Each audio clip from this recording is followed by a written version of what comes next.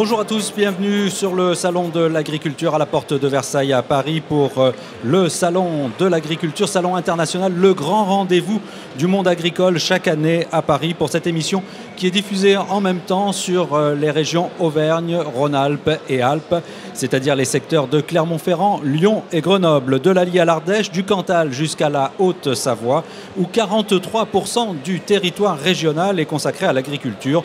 On y compte 62 500 exploitations. L'agriculture, c'est un secteur en crise, on en a parlé dans nos journaux ces dernières semaines, ces derniers mois même. Certes, toute l'agriculture ne connaît pas la même crise, alors on a choisi de s'intéresser à ceux qui nous semblent particulièrement touchés, les éleveurs, avec peut-être un trait commun d'une partie à l'autre de la région, c'est-à-dire dans les secteurs de montagne. Pour co-présenter cette émission, à mes côtés, mon collègue Jean Perrier de Lyon. À mes côtés, pas tout à fait, puisqu'il est déjà dans le hall 1 avec une caméra HF. Il vous fera découvrir et rencontrer des acteurs présents sur ce salon de l'agriculture. Sur ce plateau, 3 invités. François Purseigle, bonjour. Bonjour. Vous êtes professeur des universités, professeur en sociologie à l'Institut national polytechnique de Toulouse. C'est l'École nationale supérieure agronomique. Et vous êtes aussi ingénieur en agriculture. De l'autre côté de la table, Laurent Pinatel, porte-parole de la Confédération paysanne. Vous êtes éleveur dans la Loire, vous nous expliquerez tout à l'heure quelle est votre activité. Et puis Yannick Fialip, vous êtes producteur de lait en Haute-Loire, président de la section laitière de la FRSEA Auvergne-Limousin, membre du Conseil économique et social régional, Auvergne jusqu'au 31 décembre et Auvergne-Rhône-Alpes depuis le 1er janvier. La nouvelle crise agricole révèle un modèle économique qui peut-être est à bout de souffle. Alors, François Purseigle, est-ce que ce modèle économique qui nous vient, allez, on va dire, du lendemain de la guerre pratiquement, tout à fait, est-ce qu'il est toujours d'actualité et pourquoi en arrive-t-on à cette crise? Votre regard, pas d'agriculteur, mais de sociologue, s'il vous plaît. Oui, tout à fait.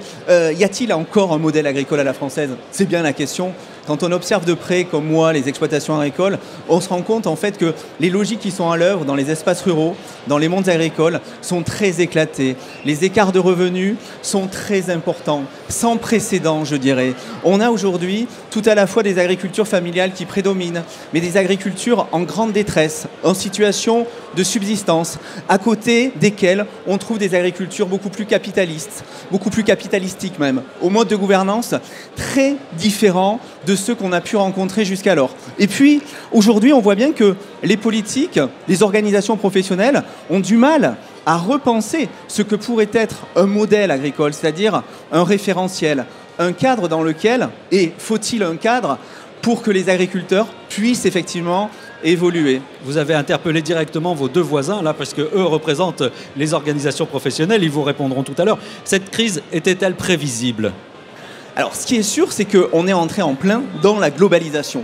Et ce qui caractérise la globalisation, ce sont des incertitudes. Aujourd'hui, nous en connaissons, et demain, on en connaîtra également encore. Et puis, il faut dire aussi que la crise, aujourd'hui, ce n'est pas simplement une crise économique, ce n'est pas simplement une crise conjoncturelle.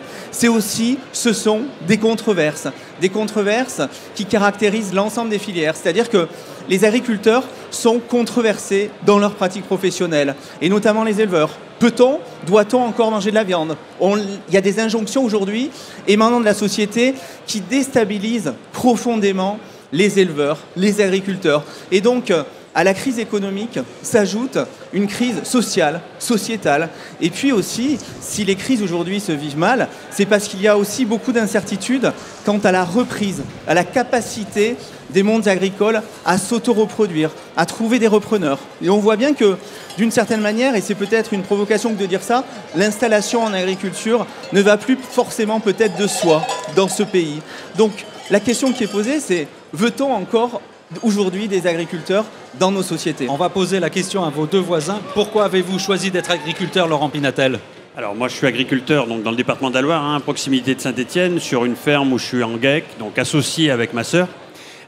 Et puis on a 2 salariés sur la ferme, donc on a des vaches laitières, on a des vaches allaitantes, en agriculture biologique et une partie de transformation et laitière et viande. Donc moi j'ai choisi d'être paysan, donc au début j'étais paysan en association avec ma mère. J'ai choisi d'être paysan parce que j'avais envie de produire dans ce territoire-là, quoi.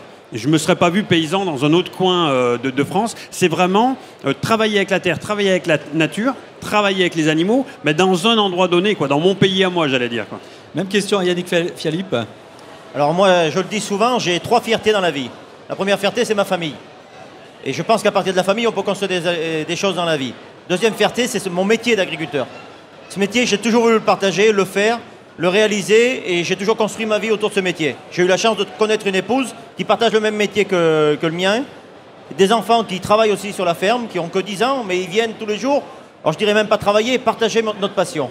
Et puis la troisième, c'est de pouvoir faire partie d'un syndicalisme et de la profession, et de pouvoir voir qu'on peut encore influencer les choses, et notamment sur l'avenir de notre métier.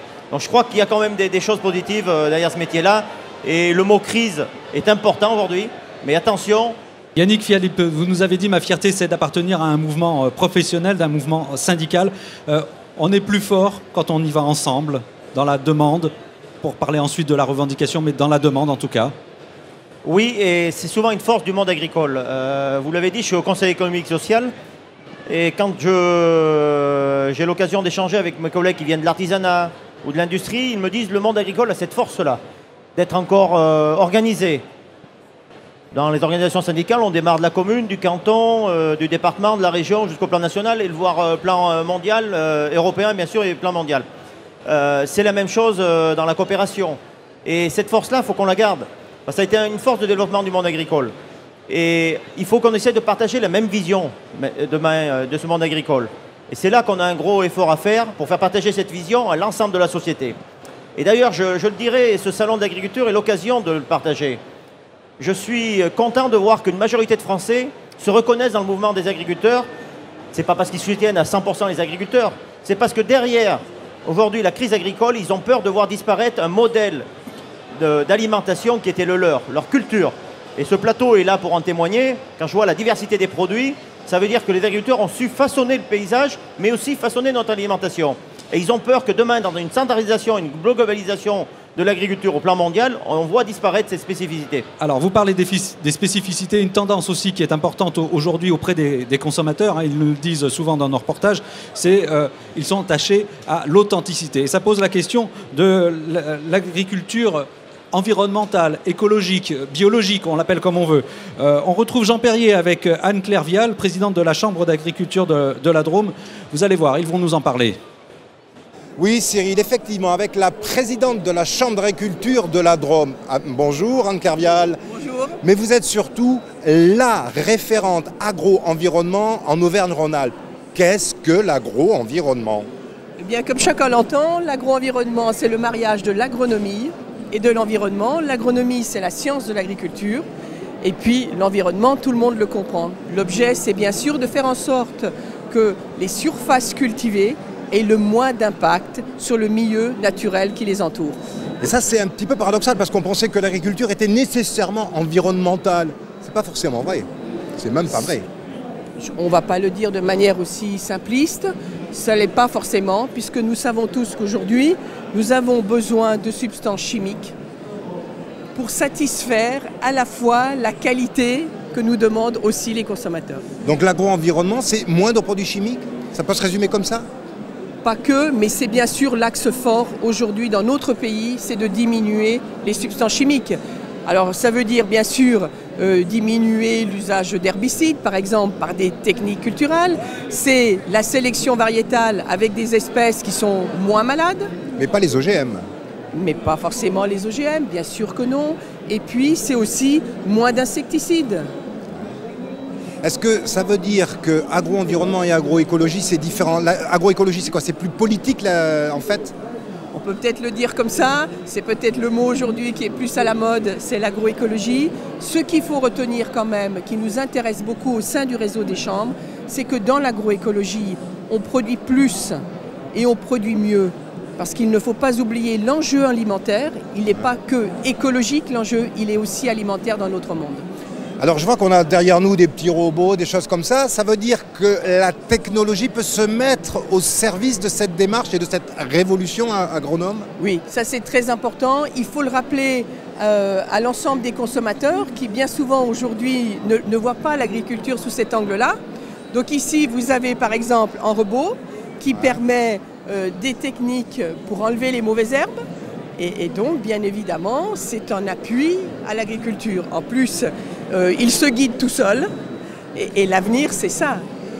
Est-ce que les politiques publiques sont suffisantes en la matière? Je suppose qu'il faut des aides et il y a une vraie volonté publique. C'est pratiquement la démarche aujourd'hui officielle du ministère de l'Agriculture, l'agro-environnement. Oui, les politiques publiques, ça passe par des aides aux équipements.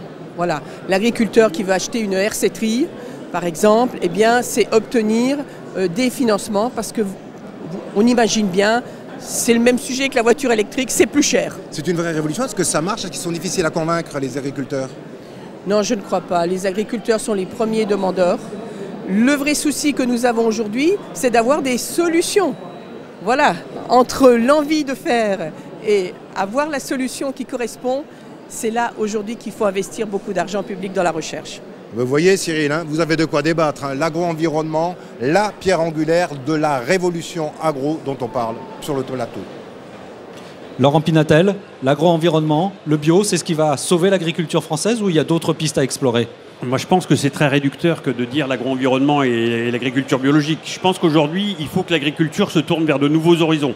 L'agriculture, ça a été dit par François Purseg, comme elle a été développée depuis les années 60, on est allé au bout d'une logique productiviste, qu'on nous vend encore d'ailleurs, ça a été dit dans le reportage, il faut nourrir la planète. On sait très bien que la planète peut se nourrir que si le support sur lequel on travaille, que si la nature, elle peut perdurer. Donc effectivement, il faudrait qu'à terme, on arrive à sortir l'agriculture de la chimie. Il faut remplacer la chimie par l'agronomie. C'est ce en quoi l'Institut national de la recherche agronomique, l'INRA, travaille. C'est quelque chose d'important. D'abord parce que la chimie, les premières victimes de la chimie des pesticides, ce sont les paysans. Les premiers malades des pesticides, ce sont les paysans. Et ensuite, il faut absolument qu'on reproduise un système agricole en fonction de l'alimentation. Il faut que la politique alimentaire devienne et donne le là de la politique agricole et permette, avec du subventionnement, avec une distribution des aides différentes, permette à l'agriculture de changer de cap, d'avoir des agriculteurs qui se retrouvent aussi dans leur métier un peu plus. Il y a quand même une crise d'identité aussi dans cette agriculture-là. Les gens, ils ont du mal à se reconnaître dans ce qui est devenu leur métier, dans ce qu'on leur a imposé de faire de leur métier. Il y a quand même ça, quoi. Les grands groupes, je pense notamment à certains grands groupes laitiers, par leur politique, la politique agricole commune européenne, ont influencé l'agriculture et je pense que l'agriculture est là où on l'a menée. On va justement voir un exemple de gens qui, dans l'Isère, ont réagi, ils ont pris leur avenir en main. C'est un reportage de Cédric Le Poitvin et Franck Serroni. Pour la fabrication de ses yaourts, fromages et faisselles, Philippe Giraud a choisi du lait 100% local. Du lait de chèvre, de brebis, de vaches conventionnelles ou bio. En tout, 500 000 litres transitent par cette laiterie chaque année. Pour comparaison, un grand groupe laitier gère 2 millions de litres par jour. Les grands groupes ils fabriquent des produits qui sont beaucoup plus constants, beaucoup plus peut-être demandés par les consommateurs. Mais aujourd'hui, on a quand même un marché pour les produits locaux, et surtout dans la région qui est relativement riche, et qui nous permet donc de développer ces produits. Et on a une attente des consommateurs. À quelques kilomètres de là, ce producteur a fait le choix du bio en 2000. Chaque année, il produit 400 000 litres de lait qui sont ensuite injectés dans la filière courte. Un pari plutôt pertinent selon lui. C'est vrai qu'aujourd'hui, par rapport à la crise que connaît la production laitière conventionnelle, on arrive à être relativement protégé par rapport à ça. On a un prix du lait qui est beaucoup plus stable.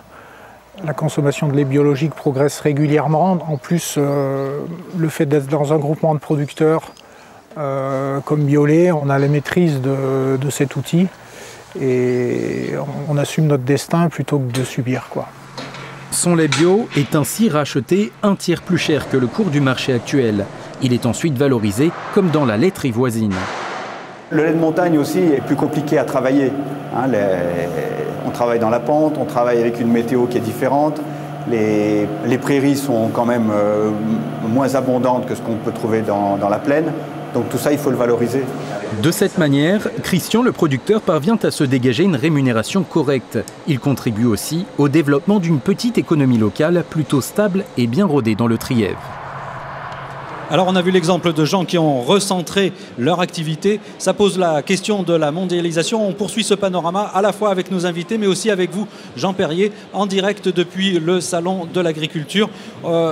ça pose la question de la mondialisation, je disais, à la fois en termes d'énergie et d'apport protéique, c'est-à-dire ce qu'on donne comme aliment aux animaux qui sont dans la ferme.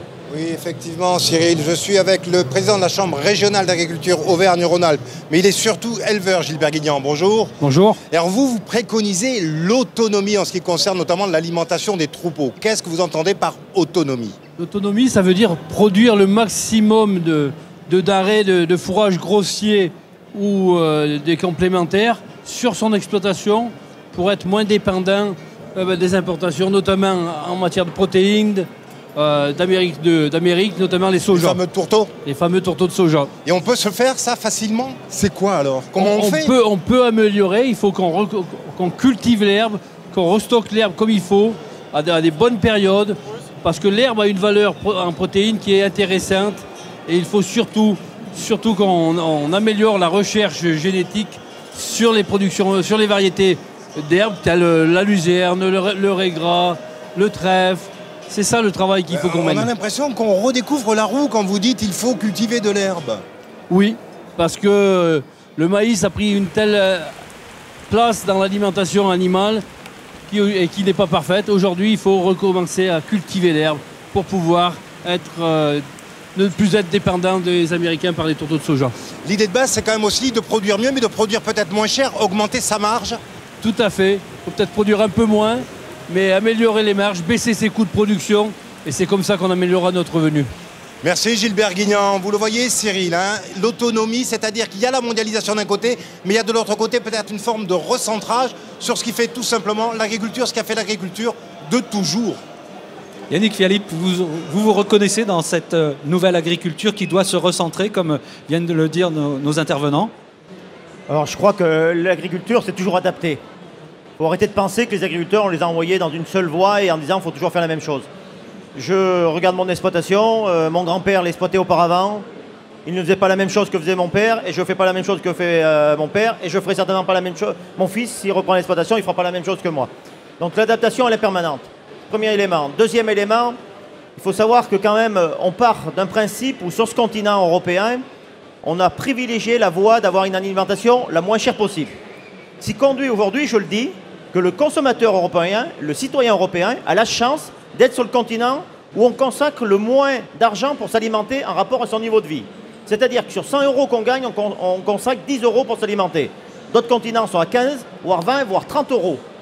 Donc vous voyez bien qu'aujourd'hui, ça a été la logique de la dernière politique agricole commune. On baisse les coûts de l'alimentation pour que l'ensemble des citoyens européens aient une alimentation la moins chère possible. Alors ça a des revers. Premier revers, on est sur un continent où on gaspille 30% de l'alimentation qui arrive dans les assiettes. Je suis sûr que c'est dû au coût. Si l'alimentation était plus chère, peut-être qu'on en gaspillerait moins.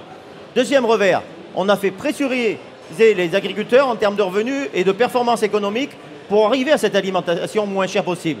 Et aujourd'hui, malheureusement, et c'est là que j'en veux à l'Europe, on est des Européens convaincus, nous, agriculteurs.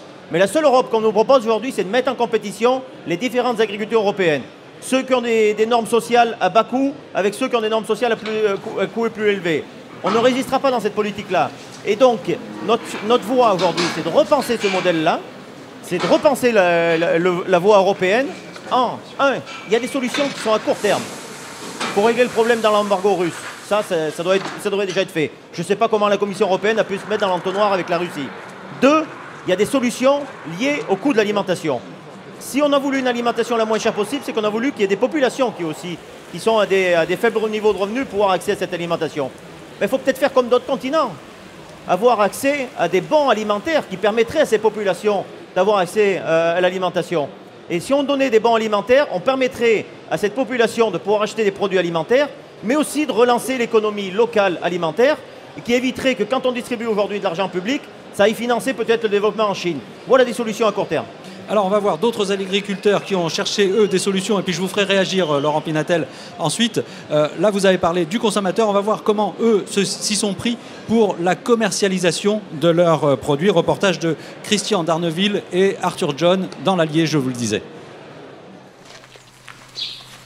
Je me rappelle des réactions des bouchers qui disaient qu'on allait prendre leur place. Ça ne va pas résoudre tous les problèmes, mais ça peut quand même aider certains éleveurs, des éleveurs à un peu mieux s'en sortir. Mieux s'en sortir, c'est aussi ce qu'a voulu Lionel Thomas en GAEC avec son frère. Dès son installation il y a 13 ans, il adhère au groupement de producteurs de Chambérat, créé par Jean-Louis Grener, Alain Lopiteau et quelques autres. Intégrer le GIE, ça a été déjà pour essayer de mieux valoriser nos bêtes, et surtout en période de crise, de manière à maintenir un niveau de prix rémunérateur, on va dire. L'idée, c'était de raccourcir les circuits déjà, de vendre sur le secteur de production, d'engraisser et de consommer la viande sur le secteur de production. La vente en circuit court, une idée répandue aujourd'hui, moins évidente à la fin des années 80 lorsqu'il commence. Avec os ou sans os? En 91, ils sont une quinzaine à se réunir et créent un groupement d'intérêt économique. Ils établissent un strict cahier des charges de la production, font construire un atelier de découpe et embauchent 9 personnes pour commercialiser directement leur viande. Les gens veulent savoir d'où vient l'animal. Donc là, sur les étiquettes qui vont être collées sur le paquet de viande, c'est une vache et le type racial, donc c'est une vache de race à viande. On peut retrouver l'éleveur, oui, tout à fait. Oui, avec la traçabilité, le numéro, on a un numéro qui correspond à chaque éleveur, on peut retrouver l'éleveur. L'aventure a commencé à 15, aujourd'hui ils sont une vingtaine, persuadés de l'efficacité du système. Notre but, c'est pas de croquer ou d'être encore plus grand. Bon, après, c'est des marchés bien ciblés, mais bon, le but, c'est pas de se développer encore plus, quoi. Le but, c'est de bien maintenir déjà notre activité et de la valoriser au maximum, quoi. Non, jambon, oui. D'accord, oui, c'est pas gras, c'est en tant de morceaux. Hein. 40% des clients sont des particuliers, le reste des collectivités, collèges, lycées, cantines municipales, maisons de retraite ou comme ici, établissements spécialisés. La taille du GIE lui permet de s'adapter à toutes les demandes. Ah, voilà du rôti de porc avec de la ratatouille, maison à ratatouille. Ce qui nous paraissait intéressant pour, d'une part, la qualité des produits, produits de proximité, avec une souplesse sur les jours de livraison en particulier, sur les quantités et sur les conditionnements des produits. Aujourd'hui, vendre à des collectivités, ça a plusieurs points forts. C'est revaloriser des morceaux qui ne sont pas revalorisés dans le commerce. Et en même temps, c'est surtout une revalorisation auprès de l'éleveur. Il ne faut pas oublier qu'un bovin, c'est pas une pomme. Ça a plusieurs morceaux qui sont vendus à différents prix. Cet équilibre des ventes entre collectivités et particuliers permet aux GIE d'être rentables et aux éleveurs de dégager une marge. Ils vendent leurs bêtes en moyenne 30 centimes de plus le kilo carcasse par rapport au prix du marché. La demande ne faiblit pas, alimentée par chaque nouvelle crise. Ces précurseurs souhaitent maintenant partager leur expérience avec d'autres. Pendant ce reportage, je vous ai vu réagir tous les deux, Laurent Pinatel et puis peut-être François Purseigle pour commencer. Oui, ce reportage témoigne d'une chose, c'est qu'une partie des solutions se trouve aussi dans les entreprises agricoles, dans les exploitations familiales. Une partie de ces solutions renvoie aussi à une mutualisation des outils de production, à de l'imagination qui se doit d'être en marche et qui est déjà en marche d'une certaine manière, autour de nouvelles formes de financement, de commercialisation, avec de nouvelles façons de penser l'action en commun, penser les alliances. C'est peut-être aussi ça une des solutions pour sortir de la crise. Et on ne peut pas parler d'une crise, mais de plusieurs crises. Donc il y a des solutions pour des marchés qui sont très différents.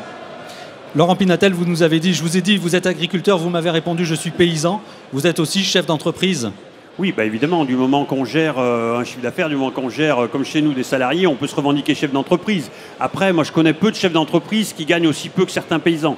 Donc, il faut se méfier des mots et ce qu'on met derrière. Moi, je pense qu'aujourd'hui, on est dans un système agricole où on ne peut plus continuer à standardiser les goûts. Vous avez sur la table l'expression des territoires, l'expression des terroirs. Et je crois que la production agricole, c'est ça. Aujourd'hui, on en est arrivé à des systèmes de production agricole où le lait il a le même goût en Bretagne et le même goût dans certains coins du Massif central. Il faut vraiment retravailler sur les laits montagne, sur les laits à l'herbe, sur les spécificités de chaque région pour les valoriser. Enfin, Laurent Wauquiez était là l'autre jour. Il a dit qu'il voulait à terme avoir 70% de produits locaux dans les cantines de la région. Vous êtes d'accord avec lui ? C'est une très bonne initiative, bien évidemment. Il faudra par contre aussi mettre des outils économiques pour permettre aux paysans, aux agriculteurs, on les appelle comme on veut, de transformer leurs produits. Ce sont des abattoirs.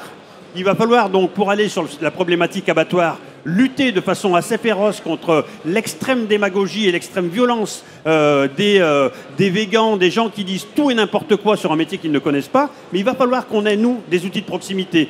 Parce que si on veut accompagner dignement nos animaux jusqu'à la mort, il va falloir qu'on ait, près de chez nous, des outils économiques de transformation pour produire de l'alimentation pour les collectivités locales. Et de traçabilité. Yannick Philippe. Oui, alors c'est vrai qu'avec mon collègue Laurent, on est assez d'accord, on se rejoint là-dessus. Tant mieux. Le lait montagne, on a travaillé, on a lancé une marque qui s'appelle Mon Lait, on s'est regroupé 1000 producteurs sur le Massif central. Sur le lait à l'herbe, on tense les entreprises aujourd'hui. Rendez-vous compte, aux Pays-Bas, la filière laitière s'est mis autour d'une table, a dit au consommateur, qu'est-ce que vous voulez? Le consommateur, il a dit, moi je veux voir des vaches pâturées. Combien ça vaut? 15 € la tonne. Il renvoie 15 € les 1000 litres. Donc aux producteurs, juste pour financer cela, c'est-à-dire pratiquement 5% du prix. Quand en France, on n'arrive pas à revaloriser le prix de 2-3%. Donc on arrive à trouver des solutions. Après, sur la consommation hors foyer et le local, il y a des éléments à faire. Mais on va être très clair avec le président de la région. On va lui dire oui, on y va. Par contre, ça veut dire d'investir aussi dans des cuisiniers et des intendants dans les cantines. Parce sensibiliser. Non, sensibiliser, mais aussi investir. C'est-à-dire, si vous voulez acheter des produits locaux, ça veut dire d'avoir des repas qui vont être saucissonnés. Vous n'aurez pas la grande entreprise qui va vous faire le repas de l'entrée au dessert tout cuit. Et donc il faudra des cuisiniers derrière. Donc c'est un coût supplémentaire. Mais là-dessus, c'est un vrai débat, je finis juste là-dessus. Est-ce que c'est normal dans ce pays, pour ce qu'on a de plus cher, nos enfants, on n'y consacre que guère plus de 3 à 4 € par jour pour s'alimenter à la cantine? C'est une vraie question de société. On y répondra dans la deuxième partie de La Voix est libre. Tout de suite, le journal de la mi-journée dans vos régions, à Lyon, Clermont-Ferrand et à Grenoble.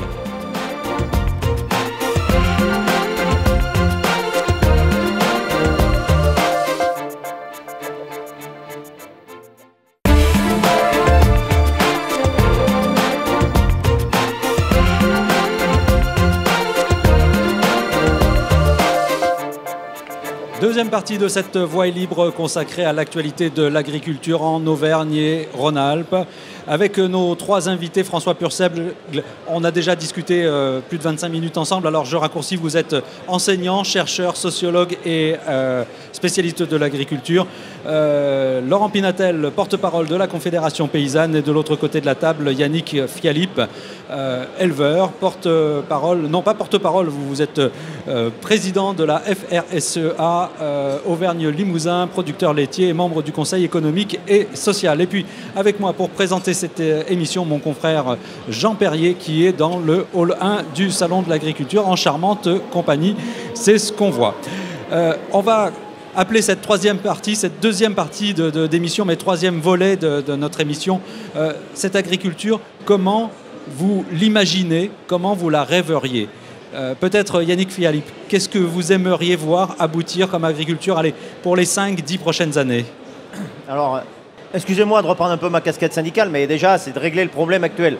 Parce que faut savoir que l'agriculture se restructure en permanence.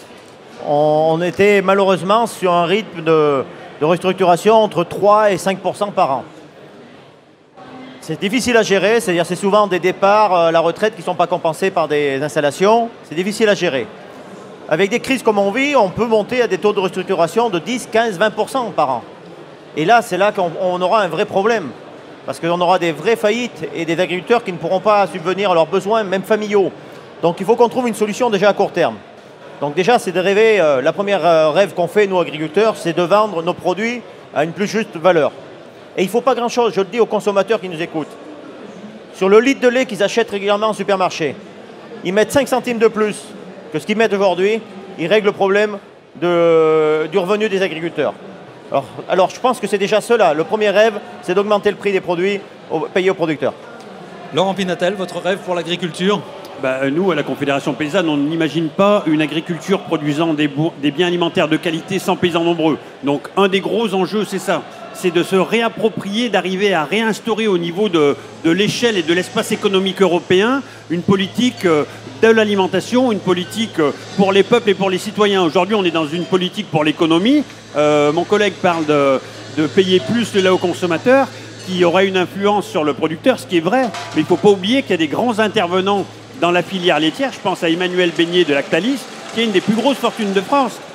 Emmanuel Beignet, il ne fait que du lait. Donc ça veut dire qu'il y a des gens qui se gavent sur le dos des paysans. Et il va nous falloir, à nous, paysans, que le gouvernement nous donne les moyens législatifs de peser dans les négociations commerciales. Il faut qu'on nous autorise à nous regrouper de façon beaucoup plus nombreuse dans les organisations de producteurs pour peser sur les négociations commerciales et avoir une agriculture qui corresponde aux grands enjeux sociaux et sociétaux, c'est-à-dire produire, bien évidemment, employer, créer de l'emploi et puis préserver l'environnement et l'alimentation dans laquelle on évolue, le système dans lequel on évolue. Vous avez tendu la perche aux sociologues. Vous avez écrit, vous, François Purseigle, en 2014, avec d'autres auteurs, un livre qui s'appelle « L'agriculture en famille, travailler, réinventer, transmettre ».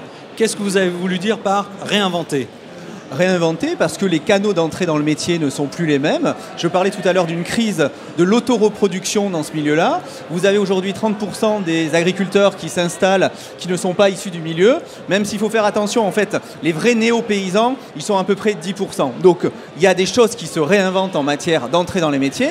Et puis on voit aussi que l'agriculture est le fruit de deux processus. Un processus de financiarisation, d'abstraction qui conduit au renforcement du pôle de l'agriculture de firme. Donc ça, c'est un phénomène majeur du XXIe siècle. Et puis à côté de ça, un phénomène de paupérisation des agricultures. Donc ça signifie quoi ? Ça signifie que si on veut des agriculteurs, il faut le dire, avoir des agriculteurs sur le territoire, ils sont 1 million d'actifs. Cette population agricole active est d'1 million. Mais il a fallu le vouloir à un moment donné pour avoir encore ce million d'actifs.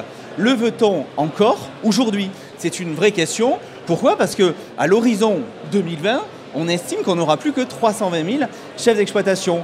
L'agriculture familiale, elle ne va pas de soi. C'est aussi le fruit d'une volonté, d'une construction politique et d'une construction professionnelle. On va voir un exemple justement d'une famille qui avait ce problème financier pour assurer la transmission. Regardez le reportage d'Hugo Chaplon et de Stéphane Yvon.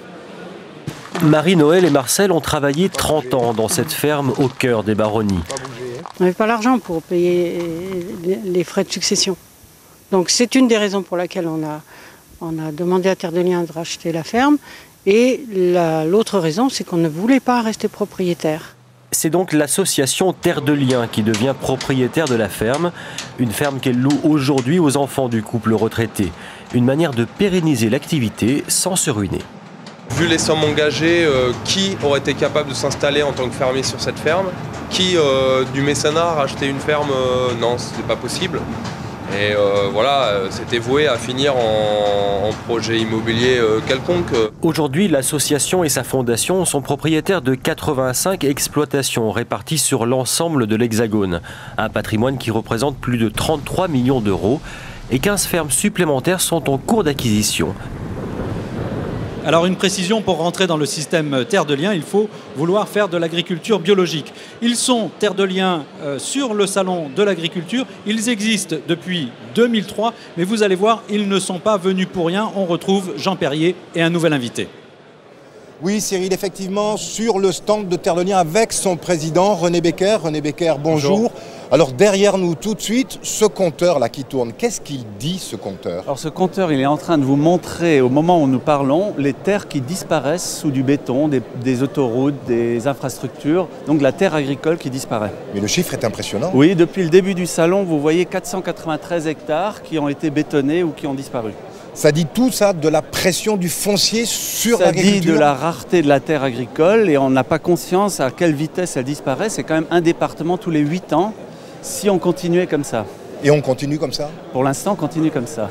Et vous œuvrez justement Alors, pour Terre de Liens infléchir. est un petit acteur, parce qu'il faut être modeste, mais qui essayons d'enrayer un peu les disparitions de terres agricoles. Vous avez une carte là-bas qu'on pourra regarder tout à l'heure. On a acheté 120 fermes depuis une dizaine d'années pour installer plus de 200 paysans sur ces terres. Vous dites bien installer. Il s'agit d'installer ou ça peut être du maintien ? Nous achetons. Alors il y a des cas de maintien lorsque la personne ne souhaite pas garder les terres ou des terres sont à vendre. Si vous êtes fermier, vous ne voulez pas acheter les terres, nous pouvons intervenir, acheter le foncier, le sécuriser et le paysan n'a pas besoin de s'endetter pour rester sur sa ferme.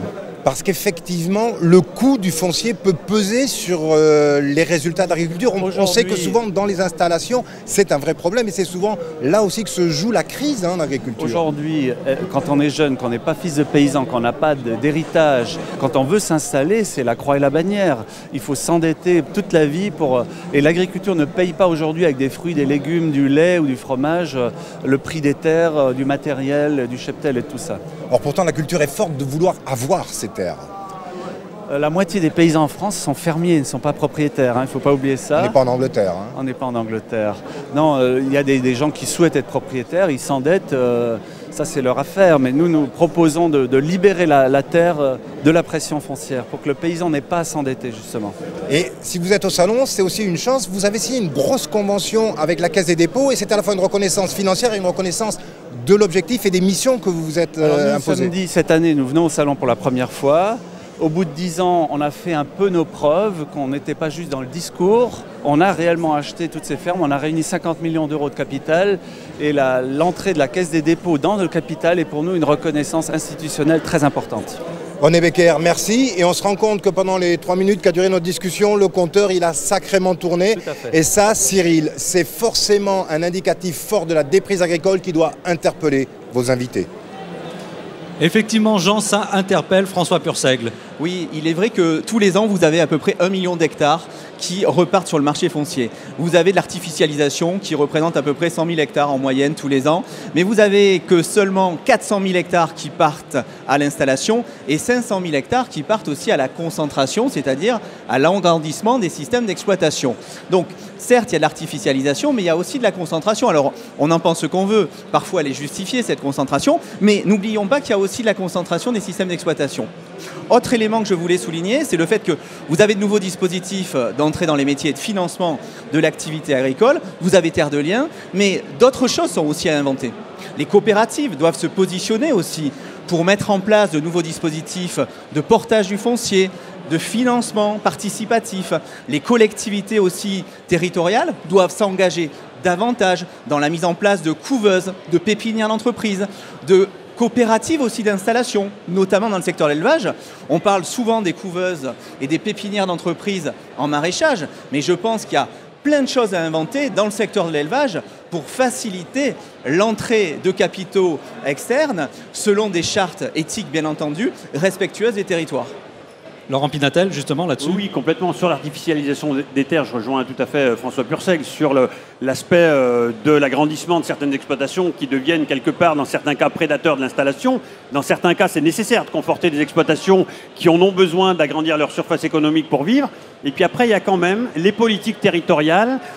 Par exemple, on parlait de Laurent Wauquiez tout à l'heure. On ne peut pas, dans un même temps, dire je vais soutenir l'agriculture en mettant des produits locaux dans la cantine et dans un deuxième temps détruire l'agriculture en soutenant le projet par exemple d'A45 entre Lyon et Saint-Étienne ou le projet du Lyon-Turin sur la partie ferroviaire. Il y a quand même une responsabilité forte des élus de ne pas considérer l'activité agricole comme étant la variable d'ajustement de l'appétit de l'urbanisme, des routes, des infrastructures routières et du développement aussi économique. On voit bien qu'il y a tout un tas de zones économiques, moi je parle de la ville que je connais sur Saint-Étienne, dans la vallée du Gier, il y a énormément de zones industrielles vides.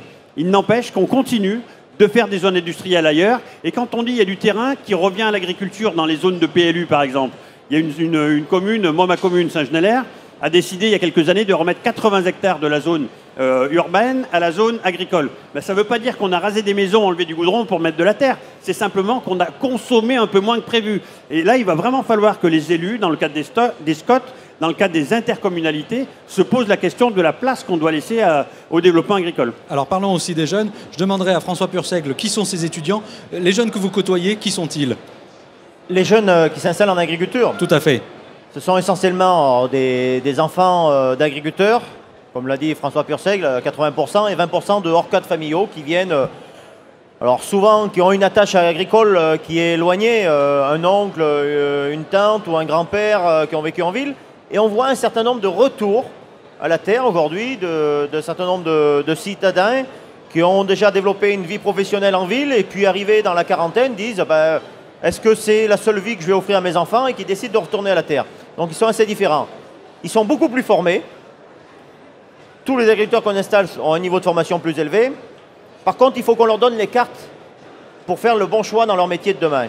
Et on est en train de réfléchir, un certain nombre d'agriculteurs au niveau de la région, à aller voir le président de la région, Wauquiez, en lui disant face à la crise, on souhaiterait que tu nous aides sur un sujet, c'est de financer gratuitement pendant plusieurs années, peut-être 2-3 ans, un suivi économique et technique des exploitations qui prennent un diagnostic d'exploitation, point fort, point faible, et qui permettent 2-3 pistes d'évolution pour l'agriculteur et qui lui donnent toutes les cartes en tant que chef d'exploitation pour faire les bons choix. Et c'est un peu ça qui est nouveau. On a un système qui se développe plus à la carte, mais il faut que l'agriculteur soit informé pour faire les bons choix sur son exploitation. François Pursec, 45 secondes pour conclure, c'est à vous. Qui sont ces jeunes? Est-ce qu'il y a de l'espoir chez les jeunes qui s'installent? Ah ben bien entendu, mais je pense que les jeunes réinventent constamment les métiers de l'agriculture. Pourquoi? Parce qu'ils portent des projets très différents. Il n'y a pas un jeune agriculteur, il y a des jeunes agriculteurs, tout comme il y a des marchés, il y a des entreprises. Et je pense que les jeunes n'ont pas envie de s'entendre dire ce qu'il faut faire. Ils inventent aujourd'hui, seuls et en collectif, de nouvelles façons de penser la production, de nouvelles façons de commercialiser. Et je trouve qu'il y a aussi beaucoup d'espoir dans ce milieu. Il ne faut pas oublier aussi que l'agriculture est un des métiers les plus désirés. Quand vous posez la question à des Français, quel métier souhaiteriez-vous exercer? Dans le cas d'une seconde activité, dans le cas d'une seconde vie, eh bien, ils répondent très souvent, eh bien, embrasser le métier d'agriculteur. Merci à tous les trois d'avoir participé à cette émission. Merci à Jean Perrier d'avoir interviewé d'autres interlocuteurs sur ce salon. Merci à toutes les équipes de France Télévisions qui m'ont aidé et qui m'ont permis de vous proposer cette émission. Merci aux agriculteurs auvergnats et rhône-alpins qui nous ont proposé leurs produits. Vous retrouvez vos programmes habituels sur vos 3 antennes, Auvergne, Rhône-Alpes et Alpes. Bon après-midi à tous. À bientôt.